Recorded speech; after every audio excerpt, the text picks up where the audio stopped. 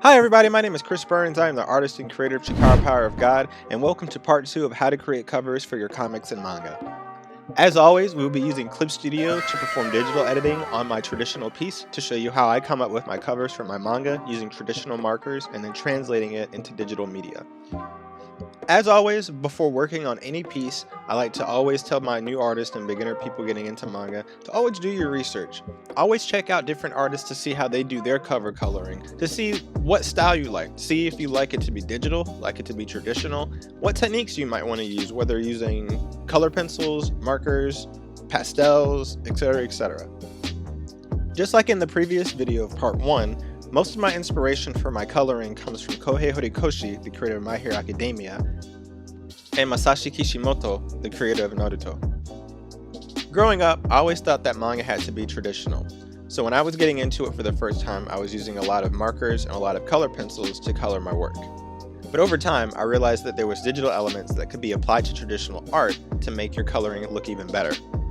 If you want to know about how I personally color with Copic markers and other alcohol-based brands, check out my YouTube where I go in-depth on a full video.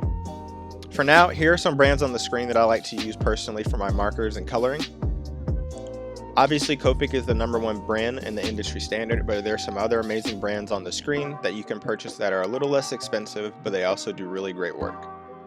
Now, if you're like me, then traditional art might be a little intimidating. Digital is definitely easier and it's faster, but you lose some of that quality from older type manga covers. What I mean by that is when you're working with digital medium, you lose some of that aesthetic as if you were working traditionally. But at the end of the day, it all comes down to personal preference. What makes you more comfortable and what you can actually use to make really good work. Now back to references. On the screen, I've added some covers that I personally like to look at for inspiration and to get me ideas on how I want to color things involving lighting and shadows.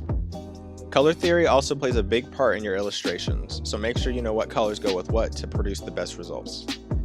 Once I finish coloring all of the base colors that I want done for this illustration, it's time to scan it in. Any scanner will normally do to scan in your art, but you want to make sure it's a good quality. And when you're scanning your images, make sure you go to your scanner settings on your computer, adjust everything that you need to adjust, and then make sure it saves it as a PNG. Now we're on to the digital editing side of this video, and in my opinion, this is the most fun part that I like to work with my art. As you can see now in Clip Studio, the image that I scanned, a lot has happened. The scanning has actually fleshed out a lot of my colors and shadows that I did working with my markers. Now Clip Studio can be a really big asset when it comes to digital editing. As you can see on the screen, you can add colors with different blending modes, you can take colors away, and really make your art look like you really want it to. When I do digital editing, I try my best to make it still look traditional, but just adding different elements to just give it a little bit more pop. If you are familiar with Clip Studio or other editing softwares like Adobe Photoshop and Illustrator, you recognize the term called blending modes. Blending modes can be found in Clip Studio on the left-hand side over by the Layers section. When working with blending modes, you kind of have to know what each one does in order for it to be effective and for you to use it properly. There are tons of different blending modes ranging from screen to overlay to add glow to difference to there's a lot. When I'm doing my digital editing, I tend to use multiply, overlay, screen, and add glow the most. As you can see, we're working on the background for the illustration. I'm adding a white outline just to give the art a little bit more of a pop for the big figures on the top. And even though I'm working digitally now and adding color digitally, I'm still adding a lot of blending modes like add glow like you see on the screen and other effects just to make the artwork pop just a little bit more. But it still looks like it was done traditionally and not digitally.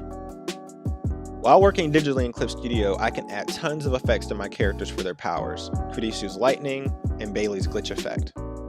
By using different brush types in Clip Studio and the blending mode add glow, I can really add lighting to my characters' effects and use add glow to add lighting for their clothes and their hair to really make it look like the light is affecting their bodies in the right way. And in Clip Studio, I can even add a background if I want to and blend it in with the original picture like you see here. And then once I have all the effects that I want for the powers and then adding speed lines and a background, now it's just individual stuff to see what I can do to really push this image and to get it to look as best as I can for a cover. Then once that's done, I add the logo at the top and make any last minute changes, whether it's a color, whether it's an effect, and then I save it out as a PNG in the right size format, and then ship it off to my editor to make sure it looks good, and then it's going to be used for a cover of a future copy. Guys, I really hope you enjoyed this video, and I hope it gave you some information on how you can turn your traditional art into a digital piece and still keep it looking traditional. But like I said earlier, it all comes down to personal preference. You don't have to use this technique if you like another technique better. It's whatever you want. I just hope I was able to shed some light on my process and how you can come up with some really cool stuff featuring Clip Studio. If you want to see more of my art, the link in the description has all my links to my social media.